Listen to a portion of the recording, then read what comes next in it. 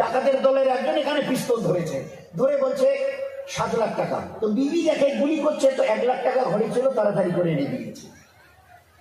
বলছে না 1 লাখ হবে না, 7 লাখ চাই, তাড়াতাড়ি আমরা তো গুলি করে দেবো। এই হম্বিতম্বি হচ্ছে। 6.5 বছরের মেয়েটা বিছানায় শুয়ে ঘুমাচ্ছিল।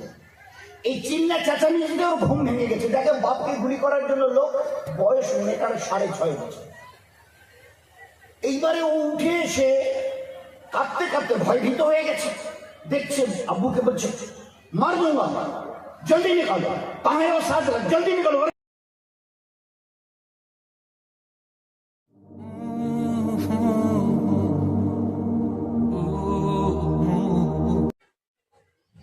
বড় দুঃখের সঙ্গে ব্যথার সঙ্গে বলছি, 60 থেকে 65 আপনাদের বড় মরিচের কতটা কি, কিন্তু মোরহবার যেটা কুচবিহারের আমাদের ছবি,